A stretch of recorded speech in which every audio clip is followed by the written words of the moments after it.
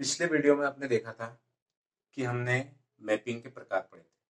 Mapping के प्रकार में हमने पढ़ा था एक एकी, आच्छादक, बहु एक एकी, अंतःक्षेपी।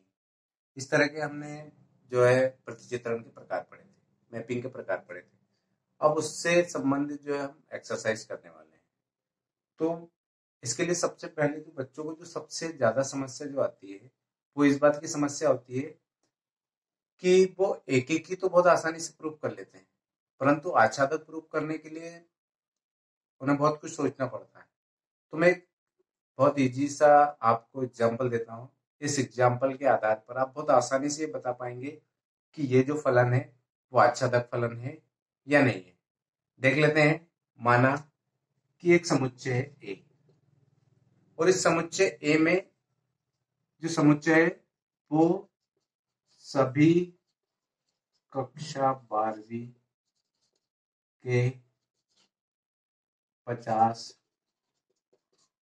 बच्चों का समूह, यानी ए जो एक सेट है वो कक्षा 12वीं के बच्चों का समूह, और इनके बीच में जो फंक्शन है वो फंक्शन मान लेते हैं हम A2 है। ए यानी ये समुच्चय और एन यानी सारे नेचुरल नंबर। अब नेचुरल नंबर आप जानते हो कि 1 से लेकर इन्फिनिटी तक होते हैं। तो यहाँ पर ए में तो यानी आपको 1 से लेकर 50 बच्चे तक लेना है, और जो इनके बीच में रिलेशन है वो ये है कि इन सभी बच्चों को हमें इनके रोल नंबर बांटना है। तो पहले बच्चे को उसके सीरियल से रोल नंबर मिलेगा, किसी भी बच्चे को, किन्हीं भी दो बच्चों को एक रोल नंबर नहीं मिल सकता। इससे आप बहुत आसानी से एक बात कह सकते हो कि ये जो फलन है वो एक एक ही फलन है, यानी पहले बच्चे को एक नंबर अलॉट हुआ, दूसरे बच्चे को दूसरा नंबर अलॉट हुआ, तीसरे को तीसरा अलॉट हुआ। इसी तरह 50 बच्चों को 50 नंबर अलॉट हो गए। यानी आप बहुत आसानी से कह सकते हो कि ये वाला जो फलन है वो एक एक ही फलन है, यानी एक बच्चे को केवल एक नंबर ही प्राप्त होगा। अब बात यह है कि क्या ये फलन आच्छादक फलन भी होगा? तो इसके लिए हम देखते हैं। बहुत इजी। आप ए वाले जो फंक्शन है ए में देखेंगे तो हम लिखेंगे 1 से लेकर 50 तक, यानी यहाँ बच्चों की संख्या है 1 से लेकर 50। अब बी जो फैक्टर है या एन जो है, उस एन के अंतर्गत आपको क्या लेना है? इधर से रोल नंबर लेना है। तो ये 1 से लेकर कहीं तक भी हो सकते हैं। मान लिया आपने 100 तक हो गए, या इन्फिनिटी मान लेते हैं, इन्फिनिटी तक हो गए। तो अब हमने क्या किया कि पहले बच्चे को मान लो ये रोल नंबर दिया, दूसरे बच्चे को ये रोल नंबर दिया, तीसरे बच्चे को ये रोल नंबर दिया, पांचवें बच्चे को ये रोल नंबर दिया। सब बच्चों को हमने अलग अलग रोल नंबर दे दिया। मतलब आप बहुत आसानी से एक बात कह सकते हो कि ये वाला जो फलन है वह एक एक ही फलन है, यानी एक बच्चे को केवल एक ही नंबर अलॉट होगा। अब हमें ये प्रूव करके बताना है कि क्या ये फलन आच्छादक फलन भी होगा। तो इसके लिए हम देखते हैं। सबसे इंपॉर्टेंट ये है, जो प्रूव करना होता है वो आच्छादक फलन प्रूव करना होता है। तो यहाँ पर आप देख रहे हो कि ए में जो एलिमेंट है वो 1 से लेकर 50 तक है, मतलब वो कक्षा 12वीं के 50 बच्चों का समूह है। इसलिए ए के जो एलिमेंट होंगे वो 1 2 3 4 5 से लेकर 50 तक है। अब हम नेचुरल नंबर के एन की बात करते हैं। तो एन जो है वो नेचुरल नंबर्स का सेट है। तो इसमें ऐसा कोई अवयव नहीं होना चाहिए जो इधर के किसी अवयव की का प्रतिबिंब ना हो। अब आप सोचो, हमने 50 बच्चों को 50 नंबर अलॉट कर दिए, पहले को जो देना था सबको एक एक नंबर दे दिया। अब इधर कोई भी एक ऐसा नंबर नहीं होना चाहिए जो एक का प्रतिबिंब ना हो। तो थोड़ी देर के लिए सोचिए, 50 बच्चों को हमने 50 तक डिवाइड कर दिया। अब बात करते हैं कि इधर से एक नंबर लिया हमने 51। क्या 51 इधर के किसी नंबर का प्रतिबिंब है? नहीं है। क्यों नहीं है? क्योंकि किसी भी बच्चे को डबल नंबर तो मिलेंगे नहीं। इसलिए यहां पर 51 एक ऐसा नंबर है जो ए के किसी भी अवयव का प्रतिबिंब नहीं है। इसका मतलब ये हुआ कि ये वाला जो फलन है, अब 52 की बात कर लेते हैं तो 52 भी ऐसे ही नंबर है। 52 ऐसा नंबर है जो कि ए के किसी भी अवयव का प्रतिबिंब नहीं है। इसका मतलब ये वाला फलन एक एक ही तो है, परंतु आच्छादक फलन नहीं है। तो ये चीजें हमें समझना जरूरी है कि एक एक ही क्या होता है और आच्छादक क्या होता है। तो अब हम एक्सरसाइज पे जाते हैं। अब हमारे सामने एक क्वेश्चन है, एक फलन दिया है हमें एफ एक्स की जो वैल्यू है एक्स स्क्वायर यानी फंक्शन है, और फलन जो परिभाषित है, फलन किस प्रकार दिया गया है, ये रीड करना बहुत इंपॉर्टेंट होता है। फलन वाले जब भी आप कोई भी क्वेश्चन सॉल्व करोगे तो एक बात हमारे दिमाग में ये होना चाहिए कि हम इसको देखें कि जो फलन है उसका डोमेन क्या है और उसका कोडोमेन क्या है, उसका प्रांत क्या है, उसका सह प्रांत क्या है। तो ये चीजें जब तक हमें पता नहीं होगी हम उस चीज को समझ नहीं पाएंगे। हमें इनको फील करना होता है, हमें महसूस करना होता है कि हाँ ऐसा होगा। रियल नंबर, आप रियल नंबर जानते हो, रियल नंबर कुछ भी हो सकता है, -1 -2 1/2, जो भी नंबर आप लोगे रियल नंबर है। तो रियल नंबर आपने लिया तो वो रियल नंबर में आपको प्रूव करके बताना है कि ये एक एक ही फंक्शन है या नहीं है, या आच्छादक फंक्शन है या नहीं है। तो एक एक ही फंक्शन के लिए इससे पिछले वीडियो में हमने बात की थी कि एक एक ही फंक्शन कब होता है, आच्छादक फंक्शन क्या होता है। तो हम एक एक ही फंक्शन की बात करते हैं। तो इससे पिछले वीडियो में आपने देखा होगा कि एक एक ही फंक्शन तब होता है जब fx1 और fx2 की वैल्यू बराबर हो। कब? तो x1 और x2 भी बराबर हो। अब पहले हम इसको प्रूव करने के लिए देखते हैं एक एक ही फंक्शन के लिए। एक एक ही फलन के लिए हम मान लेते हैं, माना x1 बिलोंग्स टू r और x2 belongs to r। x1 इस r से लिया और x2 भी इस r से लिया है, यानी एक ही नंबर है। तो हम देखते हैं fx1 और fx2। आपको ऐसे एक एक ही प्रूव करने के लिए आपको fx1 और fx2 की वैल्यू पुट करना है। अब x की जगह पे आपको वैल्यू रखना है x1। तो यहां पर हमारे पास फंक्शन क्या है, एक्स स्क्वायर। तो ये वैल्यू क्या हो जाएगी, fx1 की वैल्यू x1 का स्क्वायर, और ये वैल्यू हो जाएगी आपकी x2 का स्क्वायर। तो यहां पर अब आप देखो x1 इक्वल टू होगा ±x2, इसकी वैल्यू निकालेंगे हम, तो ये होगा ±x2, यानी इसका स्क्वायर निकालेंगे, रूट निकालेंगे। तो यहां पर हुआ x1 इक्वल टू आया -x2 या प्लस का x2, यानी x1 की जो वैल्यू है वो -x2 के बराबर भी है, तथा x1 की जो वैल्यू है वो +x2 के बराबर भी है, क्योंकि प्लस का x1 भी रियल नंबर है और प्लस का x2 भी रियल नंबर है और माइनस का x2 भी रियल नंबर है। या आपको ऐसे समझ में नहीं आ रहा हो तो आपको एक डिजिट ले लेते हैं। मान लिया कि हमने एक डिजिट लिया, माना कोई सा भी एक नंबर ले लिया आपने, 1 बिलोंग्स टू r और -1 बिलोंग्स टू r। अब आप वैल्यू पुट करके देखते हैं। जैसे यहां पर आपने दोनों r से लिए, आपने x1 की जगह पे आप 1 पुट करोगे तो 1 की वैल्यू हो गया 1 का स्क्वायर, और यहाँ पे x2 की जगह पे वैल्यू रख दिया आपने -1 का स्क्वायर। तो 1 का स्क्वायर इक्वल टू 1 का स्क्वायर। यहां से क्या बात साबित हुई कि x1 इक्वल टू हमने 1 माना और x2 इक्वल टू हमने -1 माना। x1 इक्वल टू 1 माना और x2 इक्वल टू हमने -1 माना। जब हमने ये वैल्यू पुट करी उसके बाद भी आप रिजल्ट देखो क्या, fx1 की वैल्यू क्या आई, fx1 की वैल्यू क्या आई हमारे पास एक्स स्क्वायर यानी 1, और fx2 की वैल्यू भी क्या आई हमारे पास 1। यानी क्या बात साबित हुई कि जब x1 और x2 बराबर नहीं थे, x1 is not equal to x2, x1 हमारे पास 1 है और x2 हमारे पास -1 है, परंतु फिर भी आप फंक्शन की वैल्यू देखोगे तो fx1 की वैल्यू 1 है और fx2 की वैल्यू भी 1 है। यानी क्या बात साबित हुई कि x1 is not equal to x2, x1 x2 के बराबर नहीं है, परंतु यहां से क्या पता पड़ रहा है कि fx1 is equal to fx2। ऐसे ये बात पता पड़ गई कि fx1 fx2 के बराबर है। मतलब ये जो फलन है वो एक एक ही फलन नहीं है। एक एक ही फलन कब होता है कि x1 और x2 बराबर होते और fx1 और fx2 भी बराबर होते। परंतु यहाँ पर क्या हो रहा है कि x1 और x2 तो बराबर नहीं है, यानी हमने दोनों अलग अलग नंबर लिए, एक एक लिया और एक -1। फिर भी fx1 की वैल्यू 1 आई और fx2 की वैल्यू भी 1 आई। इसका मतलब ये है कि ये जो फलन है वो एक एक ही फलन नहीं है। अब हम इसको प्रूव करते हैं कि ये आच्छादक फलन है या नहीं है। अब हम बात कर रहे हैं आच्छादक फलन की। तो आच्छादक फलन के लिए हमें ये प्रूव करके बताना है कि कोडोमेन में कोई ना कोई एक एलिमेंट ऐसा है जो कि डोमेन की इमेज नहीं है। तो हमें एक ऐसा कोई एलिमेंट चुनना है। तो मान लेते हैं थोड़ी देर के लिए, मान लेते हैं -2 बिलोंग्स टू R।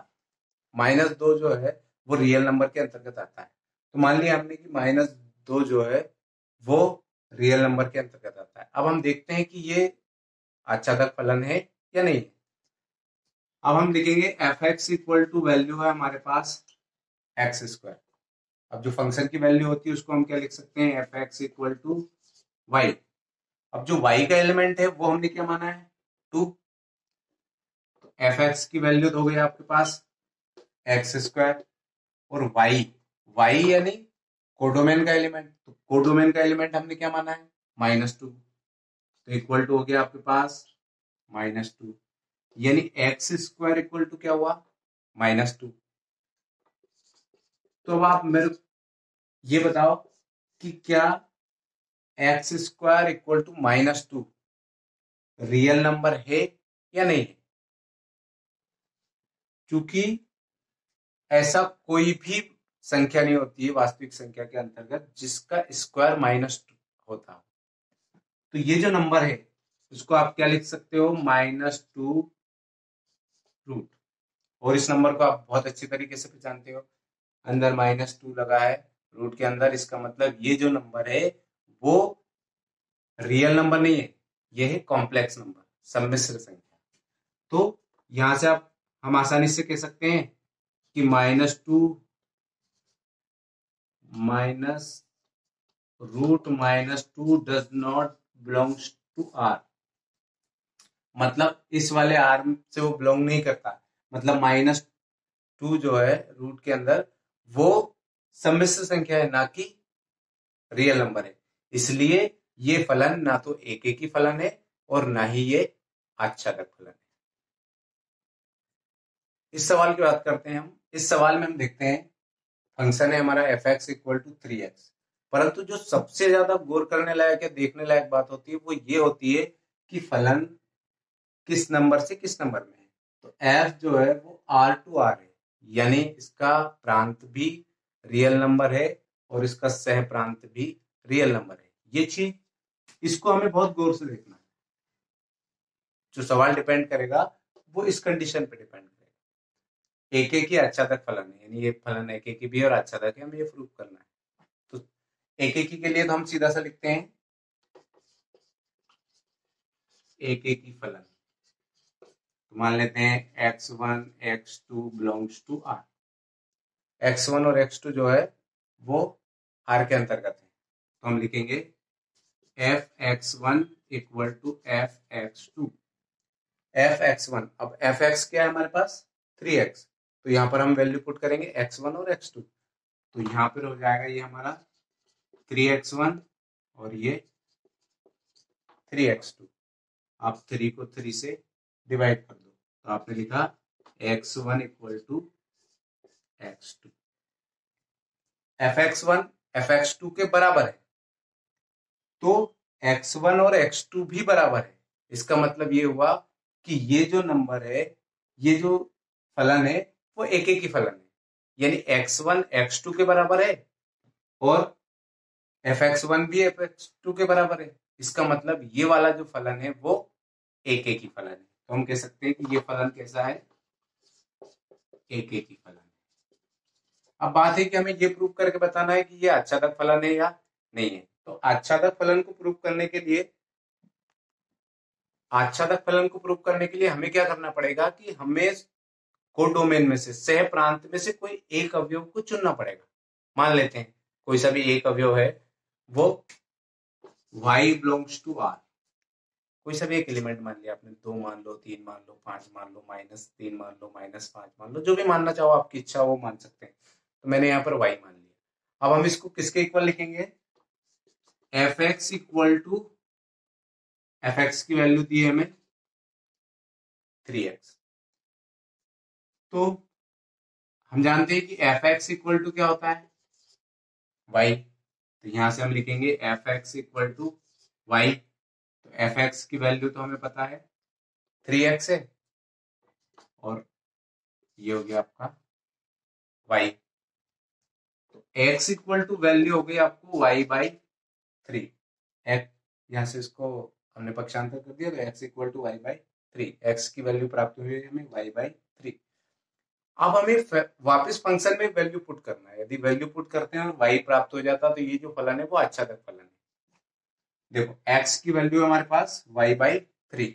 एक बार और, अब आप क्या करोगे, इसमें वैल्यू पुट कर दोगे, x की वैल्यू y/3। इस फंक्शन में आपने मान रखा, यदि f x की जगह पे क्या वैल्यू रखना है आपको? y/3। y/3। अब fx हमारे पास क्या है? 3x। तो यहां पर वैल्यू पुट करना है y/3, तो यहाँ पे हम वैल्यू रखेंगे 3, और x की जगह पे वैल्यू पुट करना है ये वाली, यानी y/3। तो y 3 से 3 कैंसिल हो गया, यानी f y/3 equal to y। क्या बात समझ में आई? कि कोई ना कोई एक ऐसा एलिमेंट है कोडोमेन में जो डोमेन की इमेज है, इसलिए ये वाला जो फंक्शन है उसको भी हम क्या कहेंगे कि ये आच्छादक फलन है। यदि आपको y से समझ में नहीं आता है, तो आप कोई सा भी एक एलिमेंट ले लो अपनी सुविधा के अनुसार। मान लेते हैं थोड़ी देर के लिए कि हमने एक एलिमेंट ले लिया, आपने एलिमेंट ले लिया 2, मान लेते हैं कि आपने यहाँ पे 2 ले लिया। अब आपको आच्छादक प्रूफ करना है, तो आप लिख सकते हो, ऐसे लिखना है आपको, fx equal to 3x equal to y। तो 3x इक्वल टू, चूंकि y की जगह पे हमने क्या माना है? 2 माना है, इसलिए हम उसको लिख सकते हैं 2। तो x इक्वल टू 2/3। अब आप मुझे बताइए कि क्या 2/3 रियल नंबर में होगा? बिल्कुल होगा, बिलोंग्स टू r, क्योंकि रियल नंबर में तो पॉइंट में भी हो सकते हैं। तो 2/3 रियल नंबर के अंतर्गत है। इसका मतलब ये जो फलन है वो एकेकी भी है और आच्छादक फलन भी।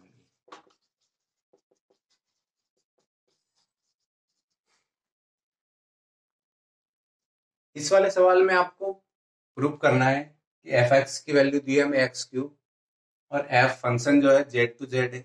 सबसे पहले ये मैंने पहले भी बताया कि जब तक ये बात हमें क्लियर नहीं होती है, हमें सवाल समझ में नहीं आएगा।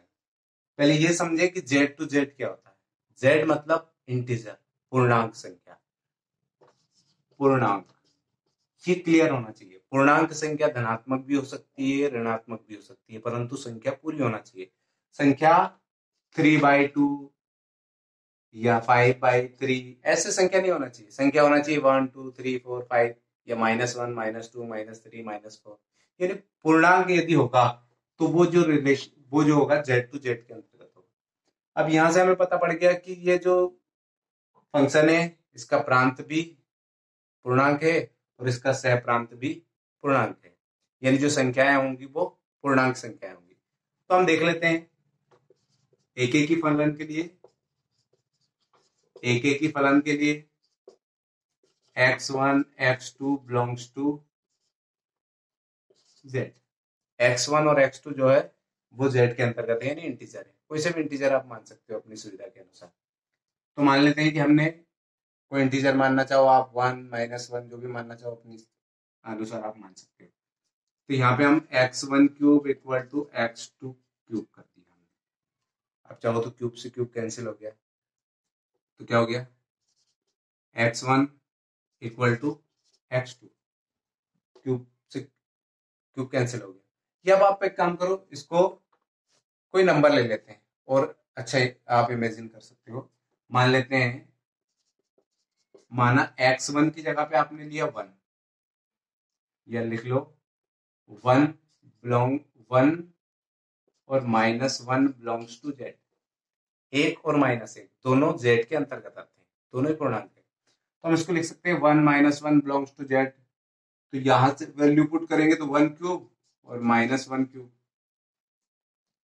तो 1 इक्वल टू -1।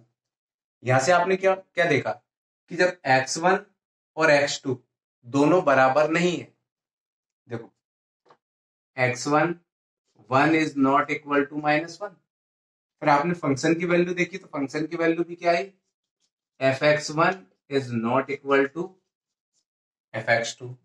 यदि आपने एक एक ही फलन का वीडियो देखा होगा तो उसमें दोनों कंडीशन लिखी थी कि यदि x1 x2 के बराबर नहीं है तो fx1 भी fx2 के बराबर नहीं होगा, तथा यदि x1 x2 के बराबर है तो fx1 भी fx2 के बराबर होना चाहिए। तो यहां पर हमने देखा कि x1 और x2 बराबर नहीं है तो fx1 और fx2 भी बराबर नहीं है। इसका मतलब ये है कि ये जो फलन है वो, ये वाला जो फलन है उसकी वैल्यू यदि आप पुट करोगे तो यहां से हम देखेंगे x1 इक्वल टू x2, ये दोनों बराबर नहीं थे तो fx1 fx2 भी बराबर नहीं है, मतलब ये वाला जो फलन है वो एक ही फलन है। या आप ऐसे वैल्यू पुट करके देख लो, x1 और x2 दोनों की वैल्यू 1 1 रखोगे तो अलग इमेज प्राप्त होगी, एक बार -1 रखोगे तो सेम प्राप्त होगी।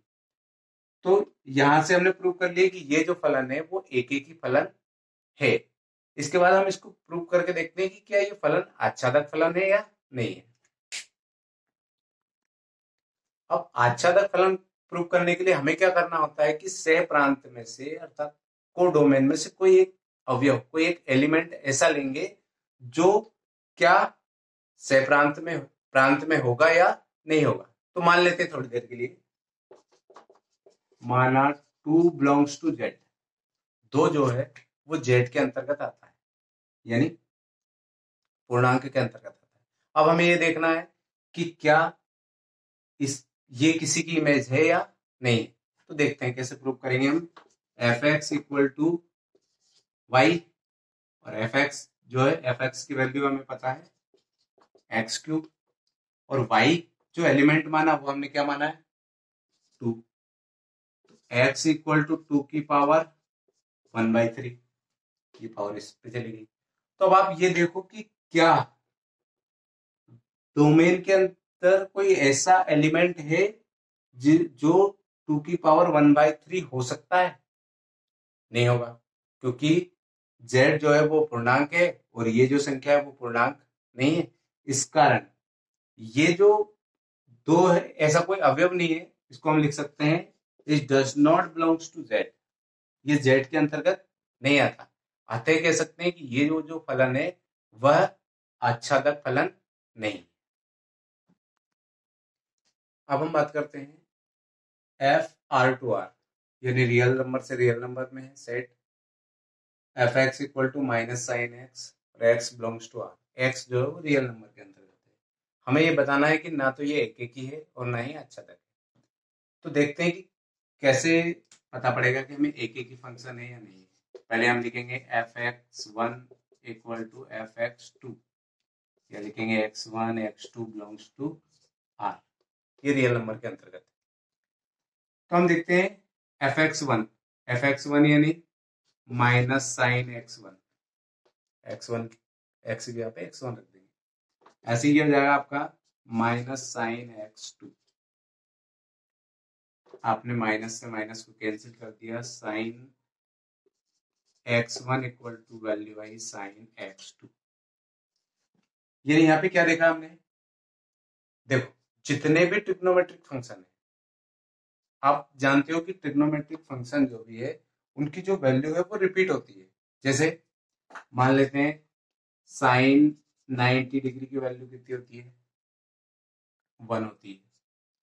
अब ये वैल्यू जाके वापस रिपीट होती है, ऐसे ही cos tan, जितने भी ट्रिग्नोमेट्रिक फंक्शन है उनकी वैल्यू रिपीट होती है। तो उनकी जो वैल्यू रिपीट होती है, इसके कारण fx1 या x1 और x2 आप कुछ भी वैल्यू लो, 90 डिग्री लो, 180 डिग्री लो, 270 डिग्री लो, जो भी वैल्यू आपको लेना है लो, परंतु fx1 की वैल्यू सेम आएगी। तो यहां पर हम कह सकते हैं कि fx1 इक्वल टू fx2, परंतु x1 is not equal to x2। x1 और x2 तो बराबर नहीं थे, परंतु fx1 और fx2 बराबर आए। इसका मतलब ये है कि ये जो फलन है ये एक ही फलन नहीं है। एक ही फलन होने के लिए क्या जरूरी है कि fx1 और fx2 बराबर हो, तो x1 और x2 भी बराबर होना चाहिए, या fx1 और fx2 बराबर ना हो तो x1 और x2 भी बराबर नहीं होना चाहिए। तो जितने भी ट्रिग्नोमेट्रिक फंक्शन है वो सारे के सारे जितने भी ट्रिग्नोमेट्रिक फंक्शन है वो सब एक ही फलन नहीं होते, उन्हें एक या फलन बनाना पड़ता है। तो जितने भी ट्रिग्नोमेट्रिक फंक्शन से रिलेटेड जो भी क्वेश्चन आए तो बहुत आसानी से लिख सकते हो कि इनकी जो वैल्यू है वो रिपीट होती जाती है, इस कारण ये जो फलन होता है वो एक ही फलन नहीं होता। अब बात करते हैं कि आच्छादक फलन होता है या नहीं होता है। थोड़ी देर के लिए मान लेते हैं कि 2 बिलोंग्स टू आर, दो जो है वो रियल नंबर के अंतर्गत आता है। तो क्या आर के अंदर कोई ऐसी वैल्यू है साइन की जो 2 के बराबर हो सकती है? नहीं हो सकती। क्यों? क्योंकि हमने पढ़ा है कि साइन की जो वैल्यू है वो -1 से लेकर +1 तक होती है, यानी साइन की जो वैल्यू है वो -1 और +1 के बीच में होती है, यानी 2 उसकी वैल्यू संभव नहीं है। इस कारण हम आसानी से कह सकते हैं कि 2 एक ऐसा नंबर है जो कि fx equal to -sin x, यानी -sin x equal to 2 does not belongs to R, यानी -sin x की वैल्यू 2 नहीं हो सकती, क्योंकि sin x की जो वैल्यू है वो कभी भी साइन का मान जो है वो -1 और +1 के बीच में होता है, यानी 2 नहीं हो सकता। इसलिए हम ये भी कह सकते हैं कि ये जो फलन है वो आच्छादक फलन भी नहीं है।